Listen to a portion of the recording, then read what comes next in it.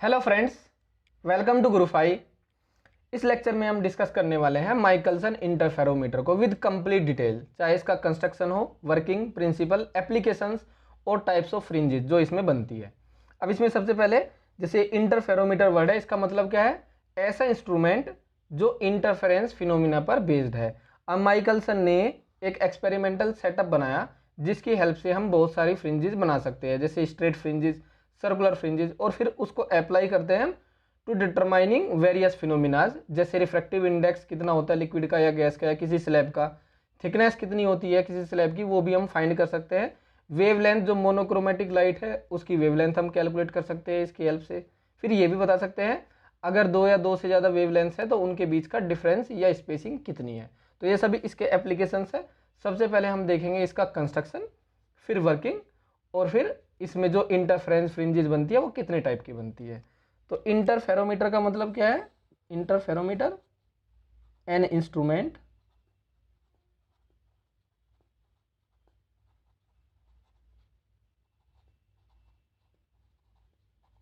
which is based on the phenomena of interference।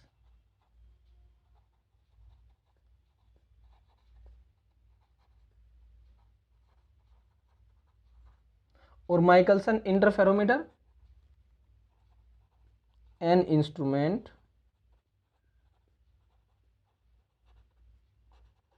To obtain interference fringes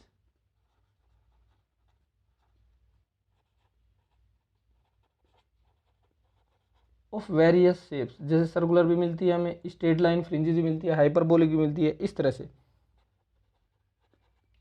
various shapes which have various applications in number of applications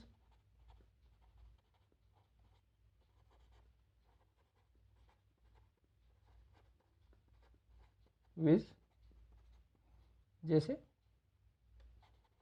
to determine wavelength of monochromatic light।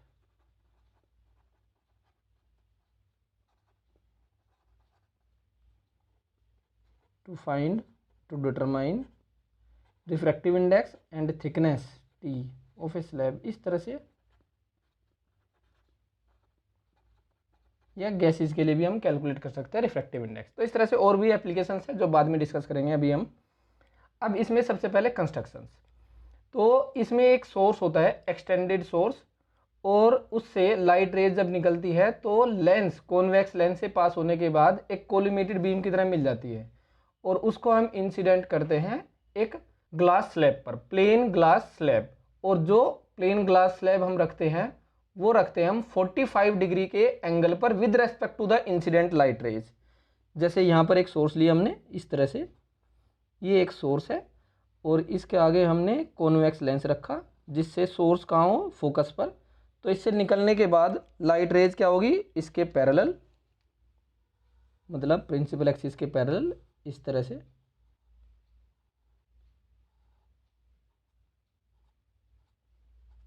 अब ये जो light rays हैं इनको incident कराते हैं एक plane glass slab जो रखी होती है 45 डिग्री पर, इस तरह से। कैसे रखी? 45 डिग्री के एंगल पर with respect to the incident light rays. अब जो इंसिडेंट लाइट रेज है, ये यहाँ से जो इसकी बैक सरफेस है इसको हम करते हैं क्या, polished, half silvered glass plate बोलते हैं इसको, इसी वजह से बैक सरफेस इसकी पॉलिश्ड है, हाफ सिल्वर्ड है। इसका मतलब ये है कि जो लाइट की इंटेंसिटी है हाफ तो रिफ्लेक्ट हो जाएगी इससे और हाफ हो जाएगी ट्रांसमिट। तो जो लाइट रे है ये ग्लास स्लैब के अंदर एंटर करेगी। अब यहाँ से इसका रिफ्लेक्शन होगा, ये रिफ्लेक्शन हुआ और ये रिफ्रैक्शन। तो ये वाली लाइट रे तो यहाँ पर जाएगी इस तरह से रिफ्लेक्ट होने के बाद, इसको सपोज हमने बोल दिया फर्स्ट लाइट रे, और सेकंड वाली लाइट रे ऐसे जा रही है, ये सपोज सेकंड, ये है ट्रांसमिटेड लाइट रे और ये है रिफ्लेक्टेड लाइट रे। तो ये ग्लास प्लेट कंसीडर की हमने P1, ये P1 क्या है, हाफ सिल्वर्ड ग्लास प्लेट, या फिर इसको हम बीम स्प्लिटर भी बोल देते हैं क्योंकि ये दो बीम में स्प्लिट कर देती है लाइट रे को, एक 1 और एक 2। तो P1 क्या है, हाफ सिल्वर्ड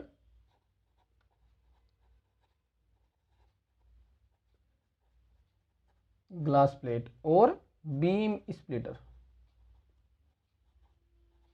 इसने बीम को दो पार्ट में डिवाइड कर दिया, हाफ इंटेंसिटी की, जितनी इंटेंसिटी इस फर्स्ट की उतनी ही इंटेंसिटी सेकंड की। ये ट्रांसमिटेड लाइट रे और ये रिफ्लेक्टेड लाइट रे।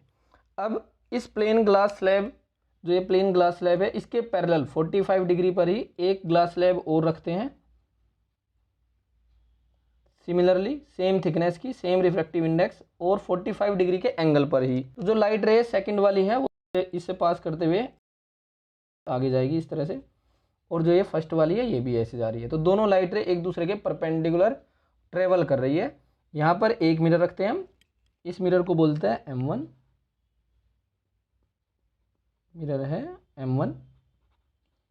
ये जो मिरर है M1 ये मूवेबल है, जिसको हम मूव करा सकते हैं लाइट बीम जो 1 है उसके अलोंग। तो जो 1 बीम है, लाइट रे 1 है, वो इस मिरर M1 से रिफ्लेक्ट होने के बाद वापस आ जाएगी, इस तरह से रिफ्लेक्ट होने के बाद वापस सेम पाथ को फॉलो करेगी। ऐसे ही एक मिरर हम यहाँ पर रखते हैं, ये मिरर M2, और इन मिरर्स को हम ऐसे स्क्रू से अटैच कर देते हैं, जिससे इनकी पोजीशन को हम चेंज कर सके। अगर परपेंडिकुलर नहीं है, इंक्लाइन है, तो हम इनको परपेंडिकुलर बना सके या फिर इंक्लाइन कर सके इस तरह से with the help of these screws. ये मिरर है M2। ओके, तो यहाँ से भी लाइट रे इस मिरर M2 से रिफ्लेक्ट होने के बाद इसी पाथ को फॉलो करेगी। अब जो लाइट रे 1 है वो यहाँ से इस ग्लास स्लैब को फिर से पास करते हुए ऐसे जाएगी, ये फर्स्ट, और जो सेकंड वाली रे है वो इसकी बैक सरफेस से रिफ्लेक्ट होने के बाद वापस से ऐसे। तो दोनों बीम इस पाथ को फॉलो कर रही है। यहाँ पर हम एक टेलीस्कोप या डिटेक्टर अप्लाई करते हैं, डिटेक्टर के थ्रू देखते हैं इन लाइट बीम्स को। ये डिटेक्टर, ये एक टेलीस्कोप T। तो इन दोनों लाइट रेज के बीच में इंटरफ्रेंस होता है, जिसकी वजह से हमें इंटरफ्रेंस फ्रिंजेस दिखाई देती है। अब बात हुई जो हमने ये ग्लास प्लेट P2 यूज़ की, P2 ग्लास प्लेट, इसको क्यों यूज़ किया हमने? जो ग्लास प्लेट P1 है उसके थ्रू जो ये लाइट रे 1 है वो 3 टाइम्स पास होती है। कैसे? ये लाइट रे यहाँ से आई S से, तो ये पहली बार पास करेगी, फिर दूसरी बार ऐसे जाएगी, फिर टकराने के बाद वापस आएगी, रिफ्लेक्ट करने के बाद फिर एक बार और पास करेगी। तो टेलीस्कोप T में जाने से पहले जो लाइट रे 1 है वो 3 टाइम्स पास होती है, 3 टाइम्स। लेकिन जो ये सेकंड वाली लाइट रे है वो केवल एक बार पास होती है। ऐसे आ रही है सेकंड वाली लाइट रे, ऐसे पास हुई, फिर इससे अगर ये P2 ना ले हम तो यहाँ से रिफ्लेक्ट होने के बाद यहाँ से रिफ्लेक्ट होके टेलीस्कोप में एंटर कर जाएगी, तो केवल एक बार पास कर रही है।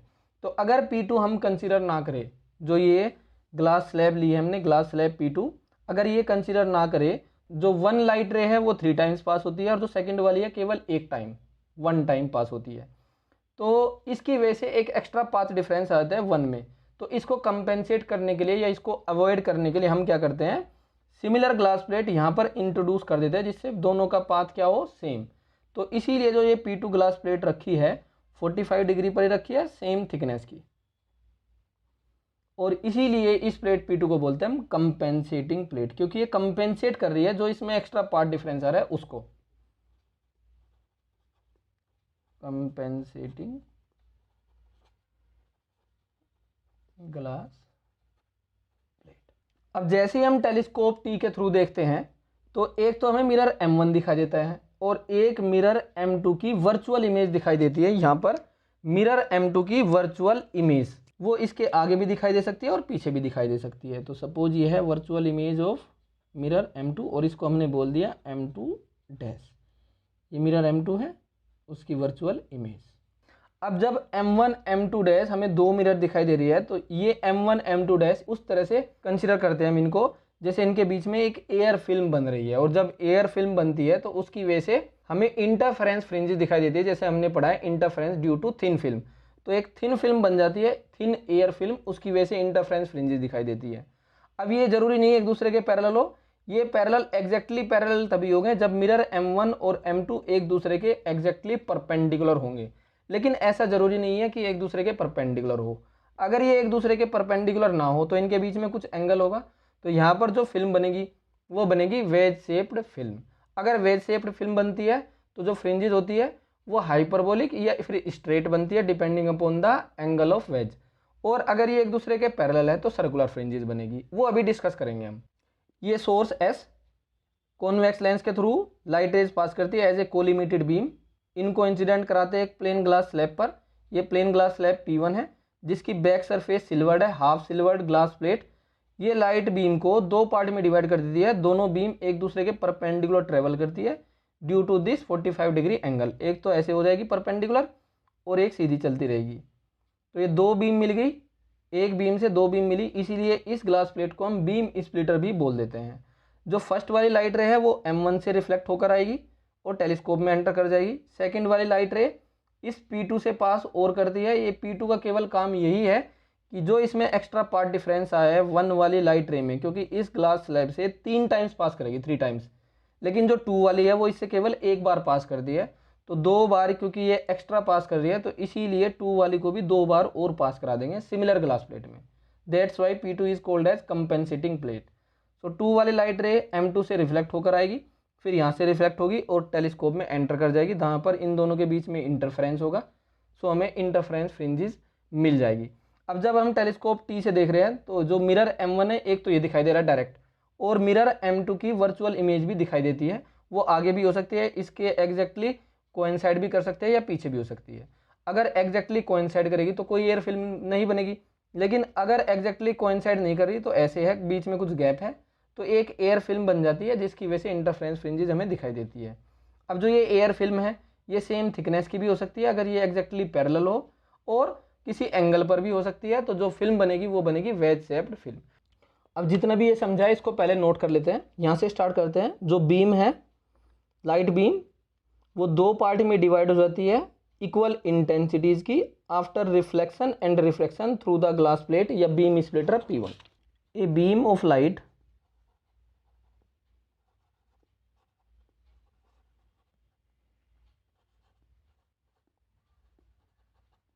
from an extended source S is divided into two parts of equal intensities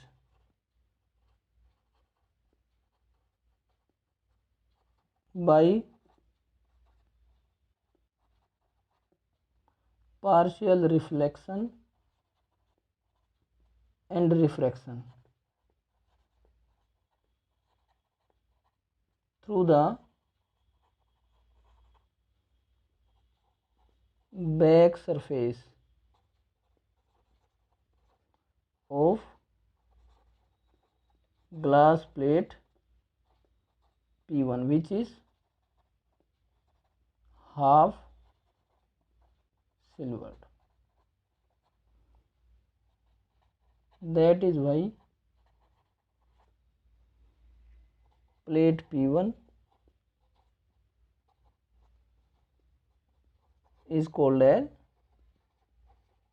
beam splitter, क्योंकि इसने बीम को दो पार्ट में डिवाइड कर दिया। अब जो पहले वाली लाइट रे है जो रिफ्लेक्ट होने के बाद जा रही है वो मिरर M1 से रिफ्लेक्ट होकर वापस आएगी। So the two light beams या light rays travel perpendicular to each other. One light ray कौन सी? Reflected,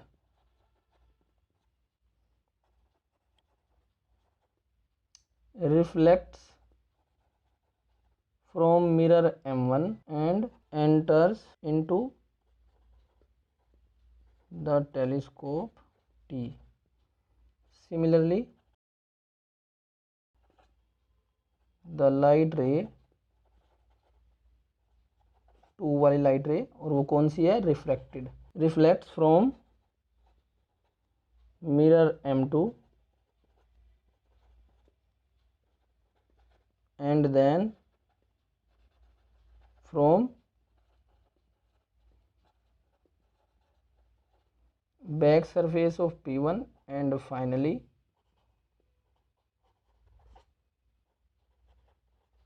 enters into telescope T where it produces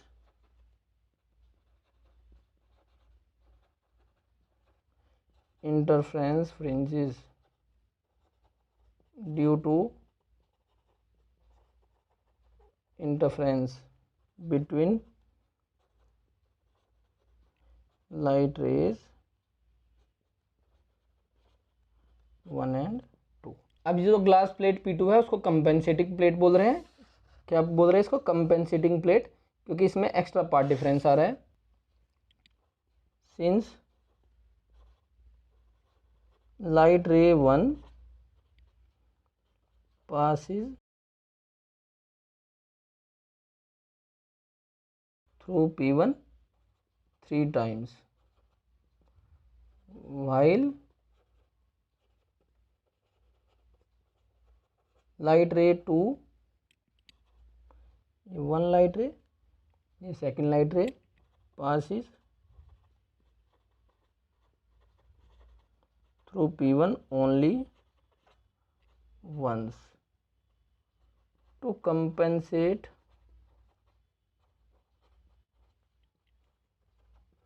this extra path difference of light ray 1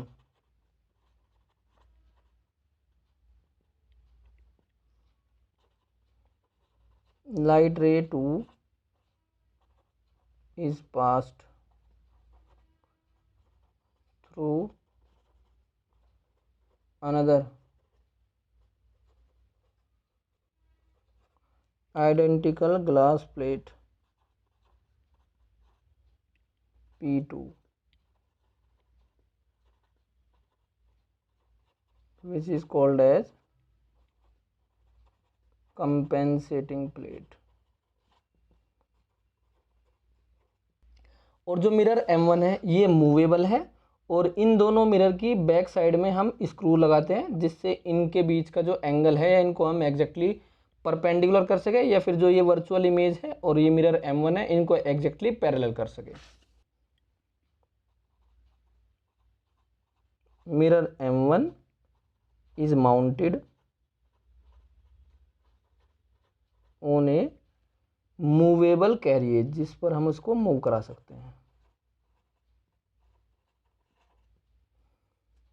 mirrors M1 and M2 are adjusted or made perpendicular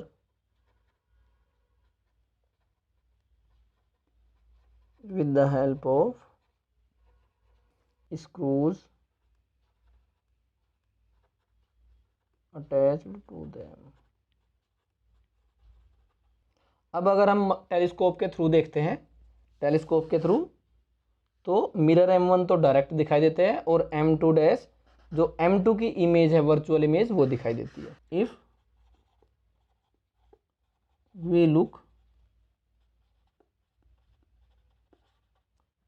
through the telescope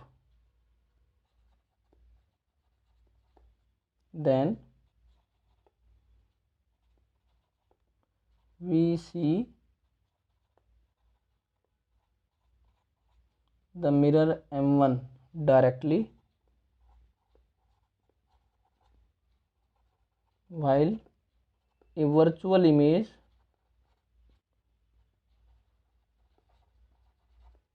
of mirror M2 that is image को हमने बोल दिया M2 dash. अब ये आगे भी हो सकती है M1 से, एग्जैक्टली कोइंसाइड भी कर सकती है और पीछे भी हो सकती है।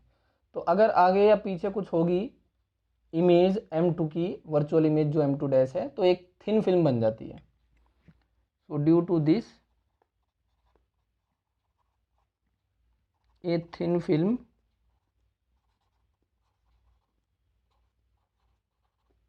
seems to form between M1 and M2 dash. अब जब एक थिन फिल्म बनती है तो उस थिन फिल्म की वजह से जो लाइट रेज आती है दोनों से रिफ्लेक्ट होने के बाद उनकी वजह से पाथ डिफरेंस, इसको हम डिराइव कर चुके हैं interference due to thin film में भी और interference due to wedge shaped film. So generally हम क्या कर लेते हैं, ये एंगल थीटा ले लेते हैं। अगर थीटा 0 कर देंगे तो दोनों के बीच की थिकनेस कांस्टेंट, तो interference due to constant film thickness वाला फॉर्मूला बन जाएगा। अभी जनरल ले रहे हैं, जो M1 M2 डैश के बीच में फिल्म बन रही है उसका एंगल कितना है, वेज शेप्ड फिल्म का थीटा। सो जो पाथ डिफरेंस होता है, पाथ डिफरेंस, इसको हम डिराइव कर चुके हैं। वैसे दूसरा तरीका भी अभी दिखाएंगे उसको भी। Path difference due to wedge shaped film delta x 2 mu t cos theta plus lambda by 2। यहाँ पर जो म्यू है वो जो फिल्म बनी उसका रिफ्रैक्टिव इंडेक्स है, क्योंकि एयर फिल्म है, एयर फिल्म। सो म्यू तो 1 हो जाएगा, तो डेल्टा एक्स हो जाएगा 2t cos theta plus lambda by 2, या टी को आप डी कंसिडर कर लो जैसे भी क्वेश्चन में गिवन है। 2t cos theta plus lambda by 2। ये lambda by 2 extra path difference इसलिए आ रहा है क्योंकि जो सेकंड वाली लाइट रे है वो यहाँ से रिफ्लेक्ट होगी, तो डेंसर सरफेस से रिफ्लेक्ट होने की वजह से एक एक्स्ट्रा पार्ट डिफरेंस आता है लैम्डा बाई 2 का, तो ये उस वजह से है। अब अगर थीटा 0 है, M1 और M2 डैश एग्जैक्टली एक दूसरे के पैरेलल है, सो थीटा 0 हो जाएगा, तो कोस 0 1, तो पार्ट डिफरेंस हो जाएगा 2t प्लस लैम्डा बाई 2। तो इस तरह से पार्ट डिफरेंस आता है। फिर इसके बाद मैक्सिमा और मिनिमा वाली कंडीशंस, मैक्सिमा और मिनिमा। मैक्सिमा के लिए डेल्टा एक्स किसके इक्वल होना चाहिए, n lambda. So delta x equal to n lambda. और मिनिमा के लिए delta x 2n plus 1 lambda by 2, lambda by 2 3 lambda by 2 5 lambda by 2, इस तरह से। सो इसकी वैल्यू यहाँ पर पुट करेंगे तो 2t cos theta plus lambda by 2 equal to n lambda. So 2t cos theta is equal to n minus half lambda. और यहाँ पर 2t cos theta plus lambda by 2 equal to 2n plus 1 lambda by 2। Lambda by 2 से lambda by 2 cancel, तो 2t cos theta is equal to n lambda. ये सब चीज़ें भी हम ऑलरेडी डिस्कस कर चुके हैं। तो इस तरह से हमें मैक्सिमम और मिनिमम वाली फ्रिंजेस मिल जाती है, मतलब ब्राइट और डार्क फ्रिंजेस। हमने path difference delta x equal to 2 mu d cos theta plus lambda by 2 या 2 mu t cos theta plus lambda by 2 हमने यूज़ किया है, क्योंकि पहले ड्राइव कर चुके हैं। इसको दूसरे तरीके से भी ड्राइव कर सकते हैं। जैसे एक्सटेंडेड सोर्स एस है तो उससे लाइट रे M1 से भी रिफ्लेक्ट होते हुए आ रही है और M2 डैश से भी। तो दो मिरर है, तो उनसे रिफ्लेक्ट होने के बाद लाइट रे किसी और पॉइंट से आती हुई दिखाई देगी, तो एस की दो इमेज दिखाई देगी हमें। तो वही हमें चेक करना है। सपोज ये एक्सटेंडेड सोर्स, इसको समझेंगे ज़रा ध्यान से।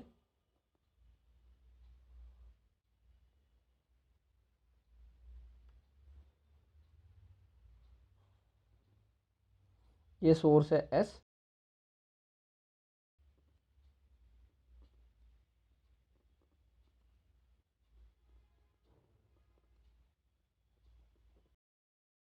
सपोज एक पॉइंट है यहाँ पर जिससे लाइट रे आ रही है।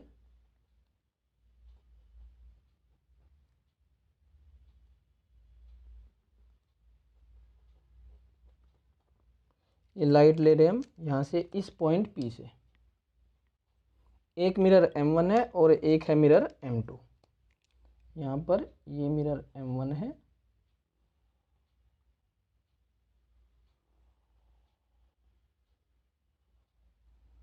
और ये है मिरर M2, एक दूसरे के पैरेलल रखे हैं। सपोज अभी फ़िलहाल ये मिरर M1 है और ये एक्चुअली में M2 डैश है, जो उसकी वर्चुअल इमेज है M2 की। और इन दोनों के बीच का सेपरेशन सपोज T या T, जैसे भी आप कंसिडर करो। अब यहाँ से जो लाइट रे आएगी P पॉइंट से इस तरह से, तो ये इससे भी रिफ्लेक्ट होगी और लाइट रे इससे भी रिफ्लेक्ट होगी इस तरह से। तो यहाँ से हम देख रहे हैं सपोज, अब जैसे M1 से रिफ्लेक्ट होने के बाद ऐसे आ रही है, M2 से रिफ्लेक्ट होने के बाद ऐसे आ रही है, तो इसकी इमेज कहीं और बनेगी। जो M2 से लाइट आ रही है, जो पॉइंट P है, M1 के लिए ऑब्जेक्ट है, तो P की एक इमेज दिखाई देगी पीछे कहीं, और जितनी डिस्टेंस ये होती है उतनी डिस्टेंस पर इमेज बनती है। ये तो पता ही है आप लोगों को, प्लेन मिरर में ऑब्जेक्ट और इमेज की डिस्टेंस सेम होती है।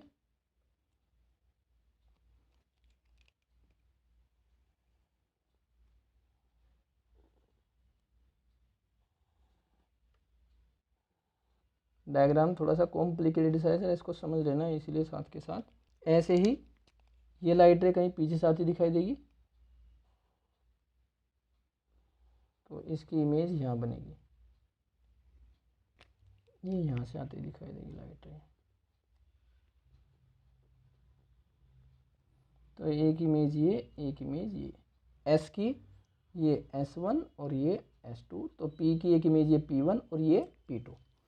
अब आप लोगों को ये चीज़ पता होगी, अगर मिरर को d डिस्टेंस शिफ्ट कर देते हैं तो जो इमेज होती है वो 2d डिस्टेंस शिफ्ट हो जाती है। आप ऐसे सोचो, अगर ये 10 मीटर है तो ये भी कितनी होगी डिस्टेंस, 10 मीटर। ऑब्जेक्ट की जो इमेज होती है मिरर से उतनी ही डिस्टेंस पर होती है। तो ये 10 मीटर है, ये 10 मीटर, तो यहाँ से ये भी 10 मीटर। ओके, अगर मैंने सपोज 1 मीटर डिस्टेंस डिस्प्लेस कर दिया मिरर को, तो ये टोटल कितनी 11, तो ये भी 11, तो टोटल डिस्टेंस कितनी हो जाएगी 22, और ये कितनी 10 + 10 20, तो ये कितनी डिस्टेंस होगी दोनों इमेज के बीच में 2। मतलब अगर मिरर को d डिस्टेंस डिस्प्लेस कर देते हैं तो जो इमेज होती है वो 2d डिस्टेंस डिस्प्लेस हो जाती है। तो इसीलिए S1 और S2 के बीच का गैप होगा 2d। ओके, सो S1 और S2 के बीच का गैप 2d। इसको किसी और कलर से दिखा देते हैं, सपोज रेड से। ये डिस्टेंस कितनी 2d। सपोज किस एंगल पर ऑब्जर्व कर रहे हैं, थीटा एंगल पर, तो ये एंगल थीटा। अब इन दोनों के बीच में पार्ट डिफरेंस निकालना है। यहाँ से लाइट रे आती दिखाई दे रही है, एक लाइट रे यहाँ से, तो इन दोनों के बीच में पार्ट डिफरेंस, यहाँ से आगे का ये वाला हुआ part difference delta x. Okay, तो ये कितना हुआ 2d कोस थीटा। सो डेल्टा एक्स कितना हुआ 2d कोस थीटा। और अगर ये कोई फिल्म है म्यू रिफ्रैक्टिव इंडेक्स की, तो 2μd कोस थीटा, और λ/2 का extra path difference due to reflection from denser surface. So इस तरह से भी हम ड्राइव कर सकते हैं पार्ट डिफरेंस को 2d कोस थीटा प्लस λ/2। अब यहाँ पर जो फ्रिंजेस बनती है वो कितने टाइप की बनती है ये डिस्कस करना है। फ्रिंजेस,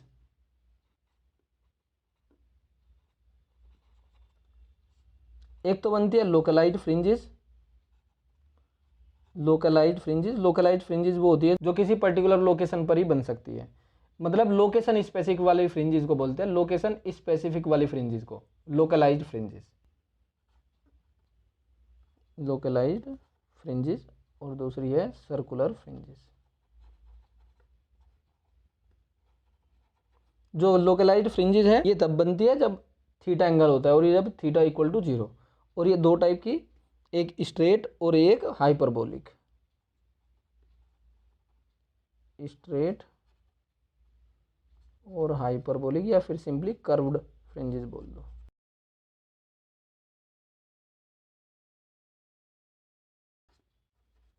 अब इन्हीं को डिस्कस करना है, ये कैसे कैसे बन रही है। लोकलाइज्ड और कर्व्ड और straight fringes.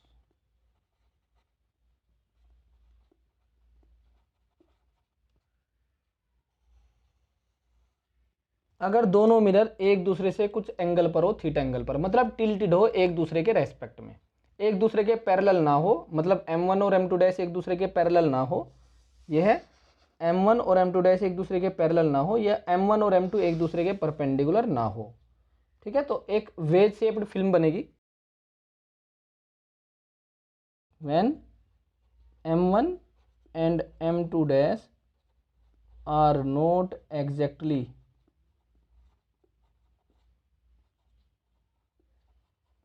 parallel to itself, that is tilted with an angle theta, then it acts as a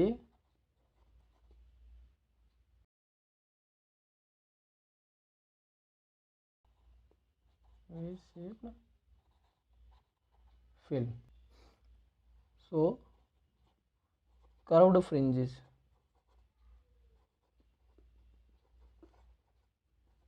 are formed with convexity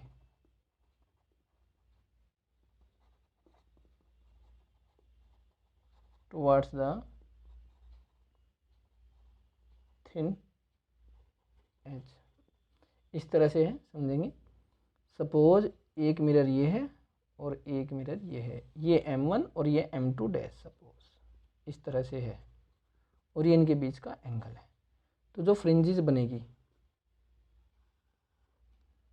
ये थिन एज, तो जो फ्रिंजेस बनेगी वो कैसी दिखाई देगी? यहाँ पर तो स्ट्रेट रहेगी लगभग बिल्कुल जहाँ पर जीरो है, और कॉन्वेक्सिटी थिन एज की तरफ को इस तरह से, और कॉन्वेक्सिटी इंक्रीज होती जाएगी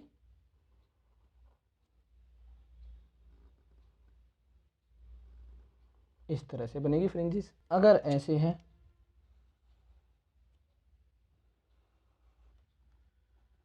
M1 M2 डैश और अब एंगल है थीटा ऐसे, तो फिर कॉन्वेक्सिटी इधर होगी, मतलब जो ये फ्रिंजेस बन रही है उनकी कॉन्वेक्स साइड थिन एज की तरफ को, जो थिन एज है इधर तो एज वाइड होता जा रहा है।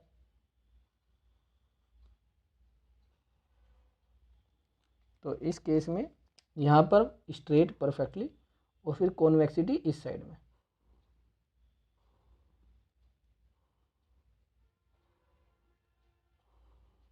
इस तरह से। और अगर दोनों मिरर एक दूसरे को इंटरसेक्ट कर रहे हैं, इस तरह से है, ये M1 सपोज और ये M2 डैश, ये है एंगल थीटा। जहाँ पर इंटरसेक्ट कर रहे हैं यहाँ पर तो स्ट्रेट फ्रिंज बनेगी, स्ट्रेट, तो कॉन्वेक्सिटी इस साइड में, और इधर से देखेंगे तो कॉन्वेक्सिटी उस साइड में।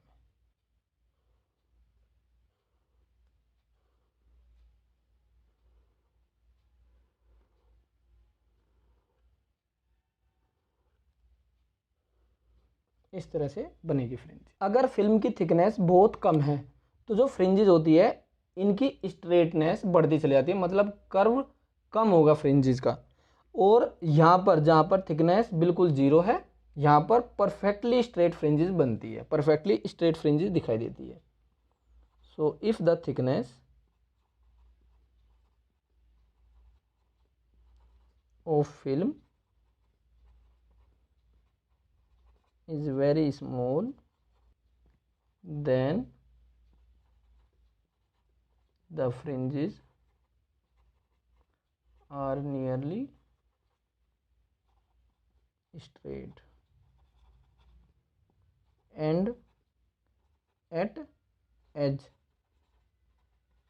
where t equal to 0 the fringe is perfectly straight. Now circular fringes.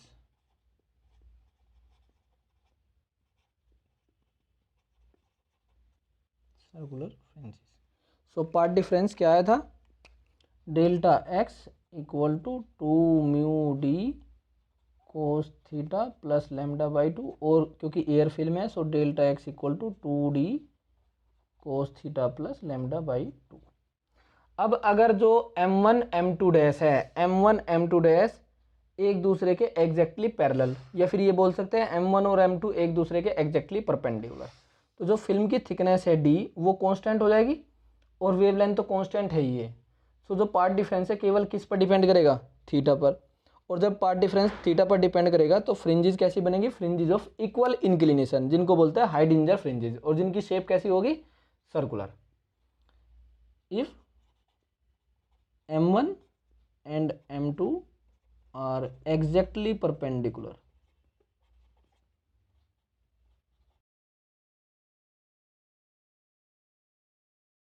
or M1 and M2 dash are exactly parallel to each other, then so due to d and lambda to be constant,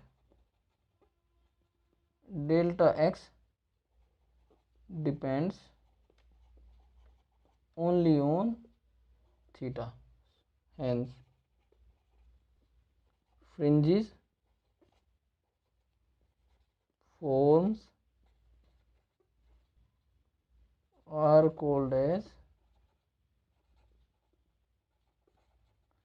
fringes of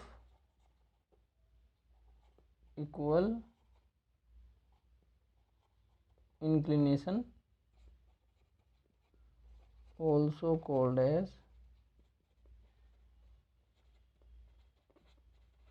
Heidinger fringes, which are circular in shape. At centre, अगर centre पर हम consider करें at centre, so theta कितना होगा 0 degree, so delta x will be equal to 2d plus lambda upon 2। अब इसमें भी अगर d 0 हो जाए, मतलब m1 और m2 डैश एग्जैक्टली कोइंसाइड कर जाए, if m1 and m2 dash coincides, so delta x equal to lambda by 2। और ये कंडीशन किसके लिए होती है? डार्क के लिए, मतलब मिनिमा के लिए, डिस्ट्रक्टिव इंटरफेरेंस के लिए। तो ये कैसी बनती है? सर्कुलर फ्रिंज सेंटर पर, डार्क फ्रिंज।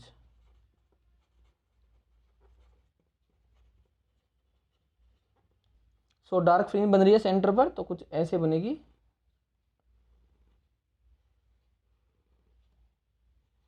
ये dark fringe at centre, dark.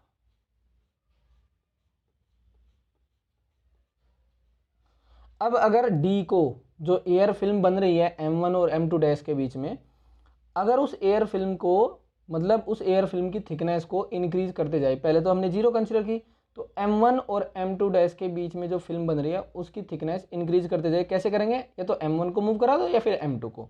तो अगर किसी एक मिरर को M1 को सपोज मूव करा रहे हैं, तो उनके बीच में जो एयर फिल्म बन रही है उसकी थिकनेस इंक्रीज होती जाएगी। सो एक कंडीशन ऐसी आएगी जब डी की value lambda by 4, so if d is equal to lambda by 4, so delta x किसके इक्वल होगा? 2 lambda by 4 plus lambda by 2, तो ये हो जाएगा लैम्डा। और ये किसी कंडीशन होती है ब्राइट की। इसका मतलब अब सेंटर पर ब्राइट फ्रिंज बनेगी। सो जो फील्ड ऑफ व्यू है उसमें सेंटर पर ब्राइट हो जाएगी और ये डार्क वाला जो सर्कल है वो आउटसाइड हो जाएगा। तो फ्रिंज कैसी दिखाई देगी हमें?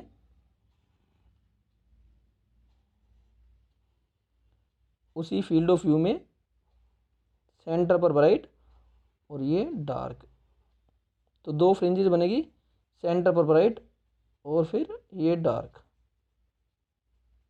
तो एक्चुअल में क्या होता है, जैसे जैसे हम डिस्टेंस बढ़ाते जाते हैं तो जो फ्रिंजेस है उनके बीच का गैप कम होता जाता है। तो इस तरह से अब सेंटर पर ब्राइट फ्रिंज बनेगी। अब अगर लैम्डा बाई 2 कर दें, सो lambda by 2 into 2 lambda, lambda plus lambda by 2, तो 3 लैम्डा बाई 2।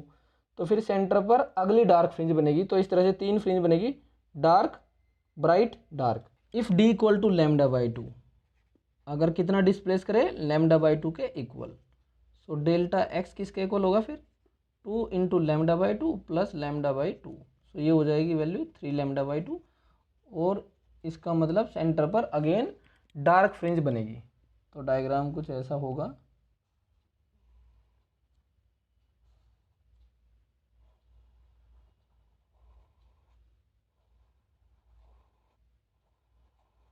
सेंटर पर डार्क, फिर ब्राइट और फिर से डार्क, इस तरह सेंटर वाले डार्क, फिर alternative bright dark bright dark, इस तरह से फ्रिंज दिखाई देगी। अगर एक केस और ले ले, 3 लैम्डा बाई 2, लैम्डा बाई 2 से आगे lambda by 2 plus lambda by 4, that means 3 lambda by 4 का डिस्प्लेस करते हैं। सो डेल्टा एक्स किसके इक्वल आ जाएगा? 2 लैम्डा। इसका मतलब फिर से ब्राइट बन जाएगी फ्रिंज। तो ब्राइट डार्क ब्राइट डार्क, तो यहाँ से एक कंक्लूजन निकलता है जिसको हम एप्लीकेशन में यूज़ करते हैं, जैसे हम बाद में एप्लीकेशन करेंगे इसके अभी। सो अगर किसी एक मिरर को λ/2 डिस्प्लेस करते हैं, तो अगर फ्रिंज सेंटर पर पहले डार्क थी या एक रिंग थी डार्क रिंग, तो दोबारा से एक डार्क रिंग अपीयर हो जाती है λ/2 के डिस्प्लेस करने से किसी एक मिरर को। सो अगर एक मिरर को सपोज M1 को हम डिस्प्लेस कर देते हैं λ/2 से, so if one of the mirror is displaced through λ/2, so total path difference कितना हो जाएगा 2D, मतलब लैम्डा का पार्ट डिफरेंस एक्स्ट्रा आ जाते हैं। तो अगर पहले डार्क थी तो बाद में भी डार्क, पहले ब्राइट थी तो बाद में ब्राइट, तो एक न्यू फ्रिंज अपीयर हो जाती है सेंटर पर, और डिसअपियर भी हो सकती है अगर डिस्टेंस घटेगी।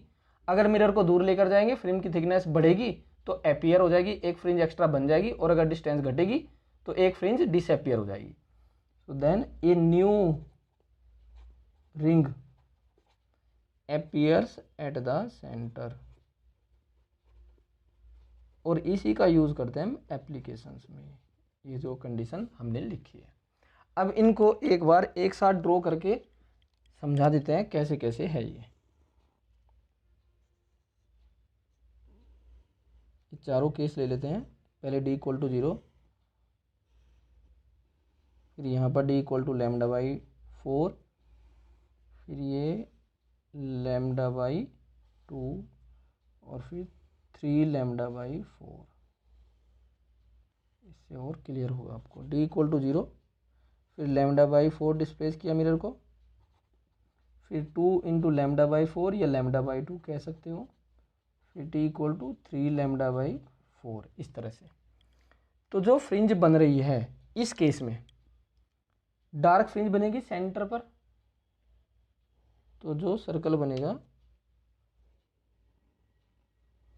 वो डार्क कंप्लीट।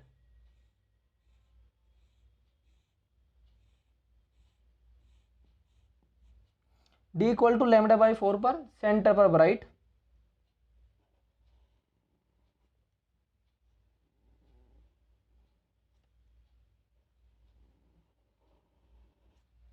तो ये ब्राइट है और ये डार्क।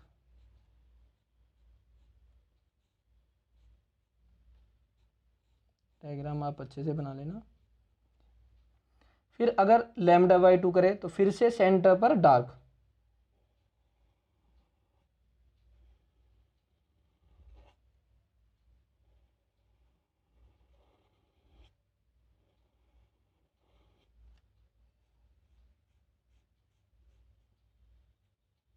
ब्राइट, और फिर ये डार्क।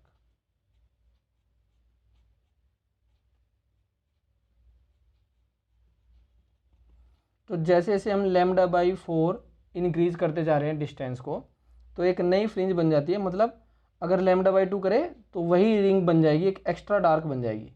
पहले एक ही डार्क थी, इसमें एक डार्क एक ब्राइट, तो फिर एक एक्स्ट्रा डार्क बन जाती है, तो सेंटर पर एक नई रिंग अपीयर हो जाती है। और इस केस में सेंटर पर ब्राइट, फिर डार्क, फिर ब्राइट, फिर डार्क, उसी फील्ड ऑफ रीजन में।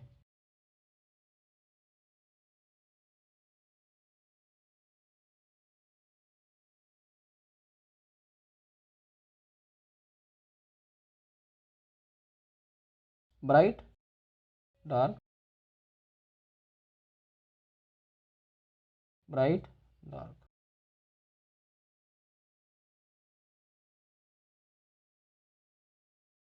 इस तरह से। सो यहाँ से एक कंक्लूजन और निकाल सकते हैं आप, जैसे जैसे डिस्टेंस या जो थिकनेस है एयर फिल्म की वो इंक्रीज होती जा रही है, नई फ्रिंजेस बन तो रही है लेकिन फ्रिंजेस के बीच का गैप कम होता जा रहा है, मतलब फ्रिंजेस क्लोज होती जा रही है। सो ये भी नोट करके लिख लेते हैं।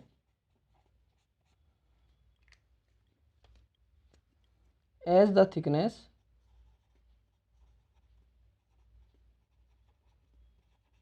of the air film increases, then the fringes becomes closer and closer. उसी फील्ड ऑफ व्यू में अगर डिस्टेंस बढ़ाते जाएंगे तो ज़्यादा फ्रिंजेस बनेगी। Now applications.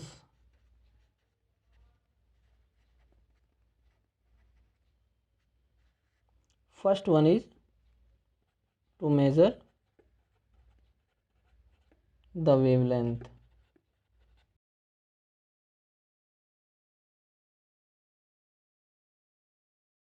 of monochromatic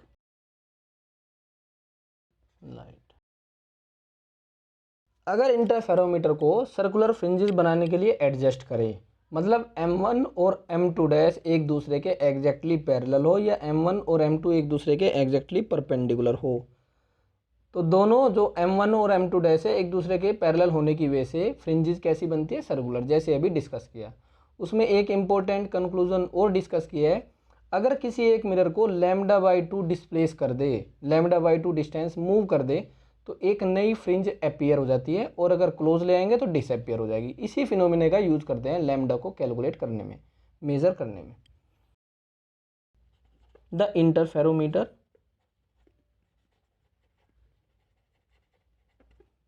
is adjusted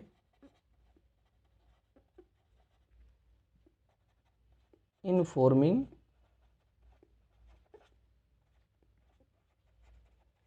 circular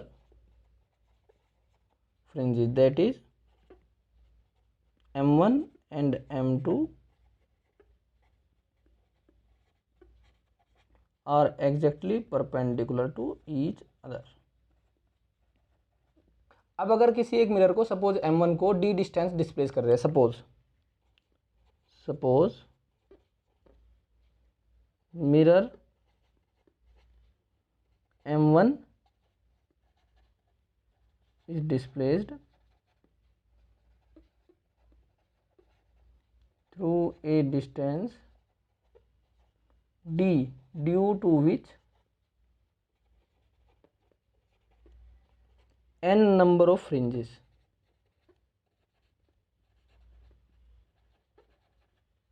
appears at the center, then क्या होगा, λ/2 डिस्टेंस डिस्प्लेस करने की वजह से एक फ्रिंज अपीयर होती है, 2 λ/2 की वजह से 2 फ्रिंज अपीयर होगी, 3 λ/2 की वजह से 3 फ्रिंज अपीयर होगी। तो इसका यूज करेंगे सिंपली यूनिटरी मेथड है, क्योंकि सिंस λ/2 डिस्प्लेसमेंट करने की वजह से कितनी फ्रिंज अपीयर होती है, responsible for appearing one fringe, so one displacement कितनी फ्रिंज अपीयर होगी इसकी वजह से, 1/λ/2, और अगर डिस्प्लेसमेंट किया हो d, सो कितनी फ्रिंज अपीयर होगी, d/λ/2, और वो है कितनी, n, जो हमने काउंट कर ली by doing the experiment. So d/λ/2 या 2d/n, 2d/λ। सो यहाँ से लैम्डा इक्वल टू 2d/n। सो इससे वेवलेंथ कैलकुलेट हो जाती है, ये डिस्टेंस मेजर करके कि मिरर को कितना डिस्प्लेस किया और कितनी फ्रिंज अपीयर या डिसअपीयर होगी। Next application, to measure the refractive index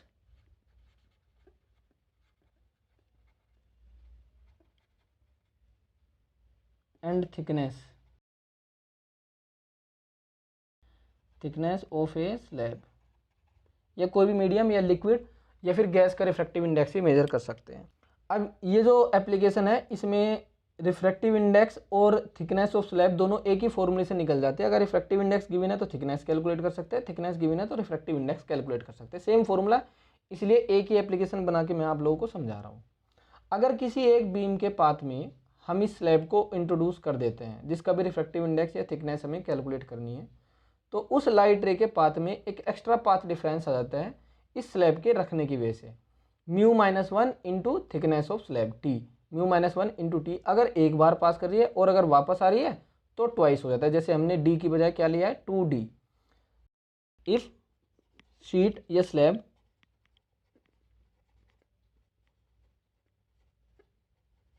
of thickness t and refractive index mu is inserted in one of the path of interfering beams,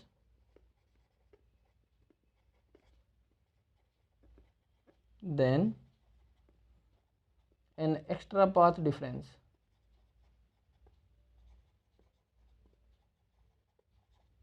occurs, due to which, suppose number of fringes appearing or disappearing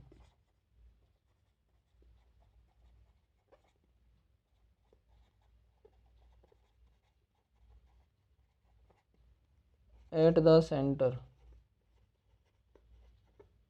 is n, जैसे अभी पहले वाले application में किया है। सो path difference कितना आया, mu minus 1 into T.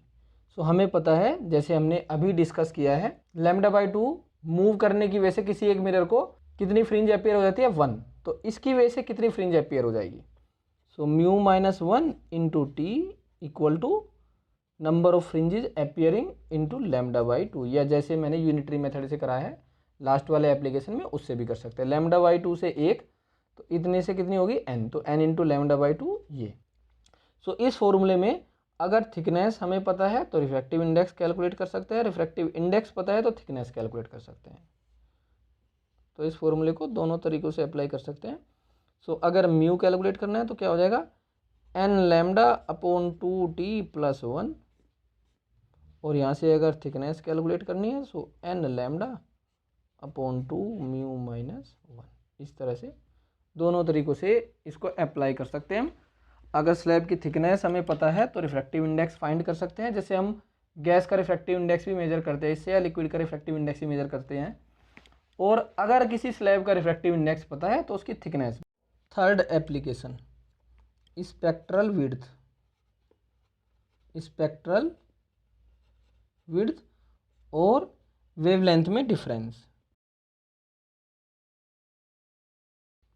इन wavelength. अगर मोनोक्रोमेटिक लाइट नहीं है, सपोज दो वेवलेंथ है लाइट में, लैम्डा 1 और लैम्डा 2, तो उनके बीच का डिफरेंस या फिर उनके बीच का गैप या विड्थ कितनी है। सपोज जो लाइट सोर्स है उसमें दो वेवलेंथ है, एक लैम्डा 1 और एक लैम्डा 2, ये है सोर्स हमारे पास, लाइट सोर्स जिसमें दो वेवलेंथ है। तो ये दोनों वेवलेंथ अपना अलग अलग पैटर्न बनाएगी, लैम्डा 1 कहीं पर बनाएगी मैक्सिमा, लैम्डा 2 कहीं पर बनाएगी। ओके, अगर हम इंटरफेरोमीटर को इस तरह से एडजस्ट करें कि जो ब्राइट फ्रिंजेस बन रही है लैम्डा 1 की, वो लैम्डा 2 की ब्राइट फ्रिंज के साथ कोइंसाइड करे, तो फ्रिंजेस जो हमें दिखाई देगी बहुत ज़्यादा ब्राइट दिखाई देगी, मैक्सिमम डिस्टिंक्टनेस, मतलब ब्राइट और डार्क के बीच में आप आसानी से डिफरेंस कर सकते हो, डिस्टिंक्टनेस सबसे ज़्यादा होगी उस केस में। So if interferometer is adjusted in a situation where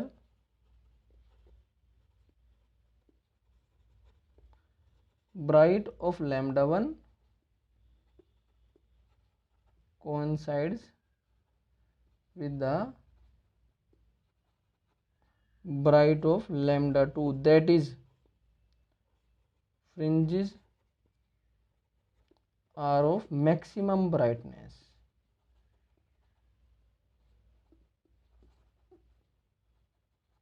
initially इस तरह से हमने एडजस्ट किया। अब अगर किसी मिरर M1 को, जैसे मिरर M1 मूवेबल है, उसको मूव कराते हैं, तो जो लैम्डा 1 और लैम्डा 2 की फ्रिंजेस है वो आउट ऑफ ऑर्डर हो जाएगी, मतलब मैक्सिमा और दूसरे वाले का मैक्सिमा कोइंसाइड नहीं करेंगे।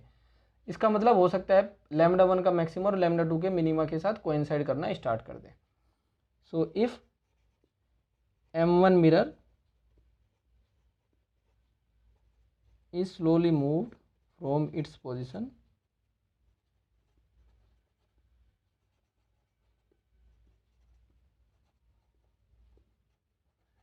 then fringes gets out of order।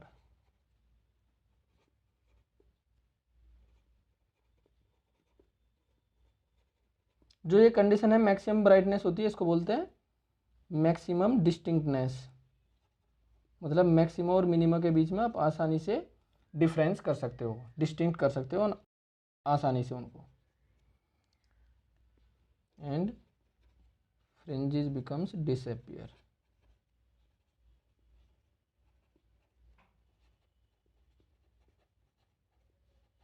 मतलब मैक्सिमम इनडिस्टिंक्टनेस, मतलब आप अलग अलग नहीं बता सकते ब्राइट कौन सी डार्क कौन सी।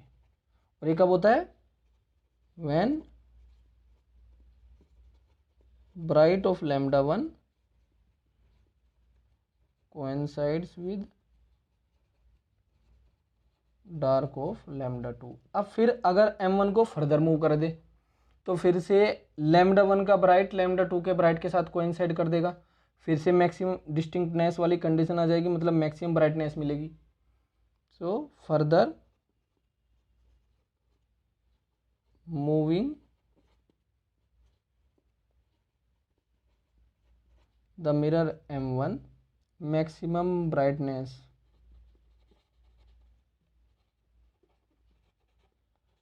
of fringes again appears। तो ऐसा तभी होता है जब अगर लैम्डा वन की nth bright fringe lambda two की n+1th ब्राइट फ्रिंज के साथ कोइंसाइड करे, मतलब एक एक्स्ट्रा फ्रिंज दूसरे वाले की अपीयर हो जाती है। This is when nth bright of lambda one coincides with n+1th bright of lambda two. Suppose जो मिरर है उसको कितना डिस्प्लेस किया हमने d, so 2d is equal to पहले वाले की ब्राइट तो n लैम्डा वन और दूसरे वाले की भी ब्राइट, लेकिन उसकी कौन सी है n+1n, इस तरह से।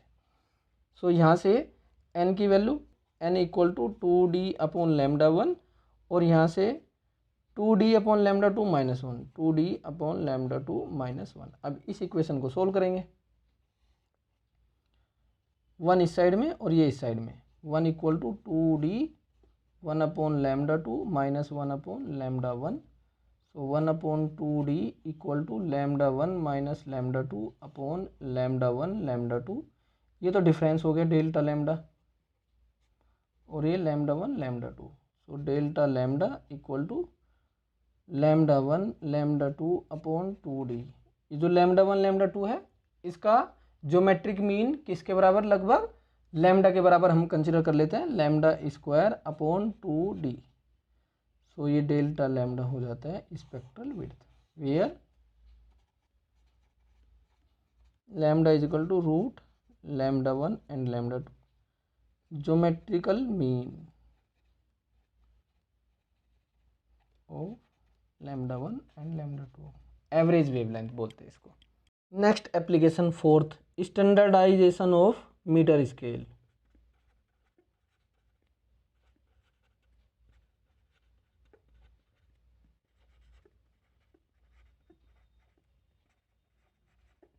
इसके लिए हम एक स्टैंडर्ड सोर्स लेते हैं लाइट का, जैसे cadmium light.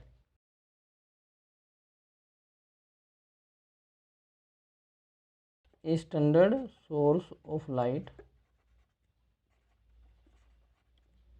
with cadmium light is used for which we know its wavelength precisely, जिसकी वेवलेंथ हमें अच्छे से पता हो और एक्यूरेटली। इसकी वेवलेंथ होती है 6428 एंगस्ट्रोम के आसपास, 6428 एंगस्ट्रोम। अब इसमें फिर से इंटरफेरोमीटर का वही एक्सपेरिमेंट दोबारा से करते हैं। अगर मिरर m1 को d डिस्टेंस डिस्प्लेस करते हैं तो सपोज नंबर ऑफ फ्रिंजेस कितनी अपीयर हो जाती है, n।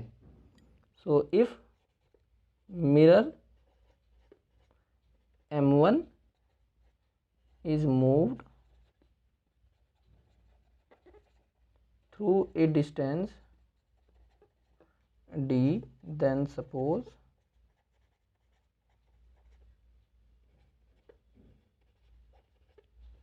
Number of fringes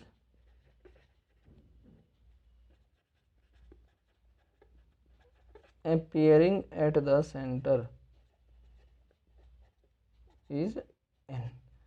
so यहाँ से d इक्वल टू किसके n into lambda by to की वजह से 1, 2 लेमडा बाई टू की वजह से 2, 3 लेमडा बाई टू की वजह से 3, इस तरह से करते आ रहे हैं। तो d equal to n lambda by two. यहाँ से अगर d को 1 मीटर डिफाइन कर दे, n इक्वल टू पहले लिख लेते d 2d by n, if d equal to 1 metre, metre scale define कर रहे हैं। अगर डिस्टेंस कितनी हो 1 मीटर, जितना हमने मिरर को मूव कराया वो कितनी डिस्टेंस हो 1 metre, so number of fringes कितनी अपेयर होगी 2 इंटू 1,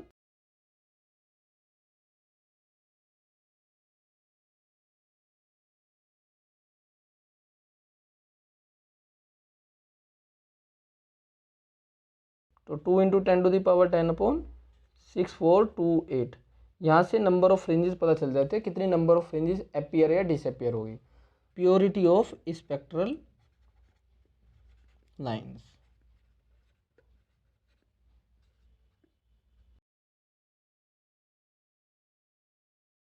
तो purity of spectral lines is defined as mean wavelength per unit spectral width, defined as mean wavelength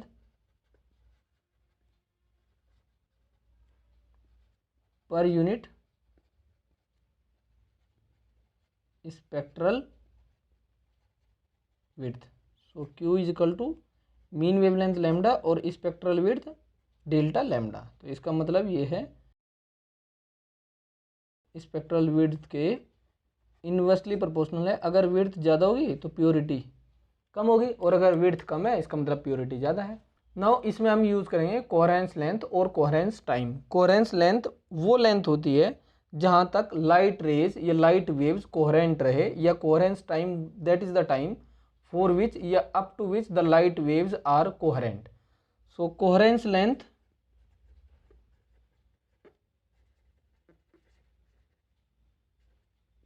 up to which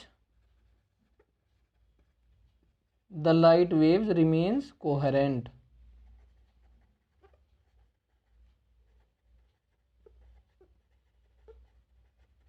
L से represent कर देते हैं, और कोहेरेंस टाइम सिमिलरली टो है।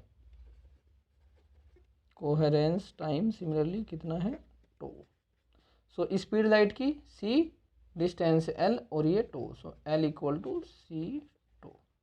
Now अगर जो पाथ डिफरेंस है वो L से ज़्यादा हुआ तो इसका मतलब इनकोहेरेंट हो जाएंगी लाइट वेव्स। इसका मतलब जो फ्रिंजेस हमें दिखाई दे रही है वो डिसअपियर हो जाएगी, वो नहीं दिखाई देगी। So for disappearance of fringes, for disappearance of fringes, जो पाथ डिफरेंस है डेल्टा एक्स किसके इक्वल 2d, वो किससे बड़ा होना चाहिए कोहेरेंस लेंथ, ये इसके इक्वल। अगर L से कम होगा पाथ डिफरेंस तो ही फ्रिंजेस अपियर होगी, तो ही फ्रिंजेस दिखाई देगी, क्योंकि कोहेरेंस लेंथ से अगर कम है डिस्टेंस तो ही सोर्सेज या जो लाइट वेव्स है वो कोहेरेंट हो सकती है, और कोहेरेंट होगी तभी कहीं पर किसी पर्टिकुलर पॉइंट पर मैक्सिमम और किसी दूसरे पॉइंट पर मिनिमम बनेगा। लेकिन अगर इनकोहेरेंट सोर्सेज है तो यूनिफॉर्म इल्यूमिनेशन मिलता है, मैक्सिमम मिनिमम ऐसे नहीं मिलती हमें fringes.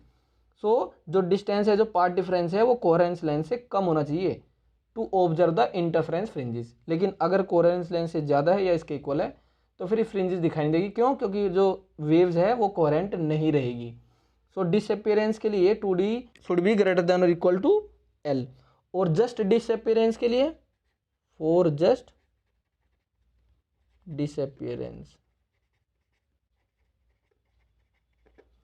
Delta x equal to 2d equal to l। और 2d अभी हमने प्रूफ किया, किसके इक्वल था 2d equal to lambda square upon delta lambda, या स्पेक्ट्रल विड्थ हमने अभी डिफाइन की, अभी डिराइव की लैम्डा स्क्वायर अपॉन 2d के इक्वल है। सो यहाँ से हम 2d की वैल्यू पुट कर लेंगे। सो यहाँ से l equal to lambda square upon delta lambda, या फिर हम लिख सकते हैं lambda into lambda upon delta lambda, और ये क्या है purity, so lambda into Q. So purity किसके इक्वल हो जाएगी L अपॉन लैम्डा, और थी किसके इक्वल है लैम्डा बाई डेल्टा लैम्डा, इसको सी टो अपॉन लैम्डा भी लिख सकते हैं। This is the purity of spectral line.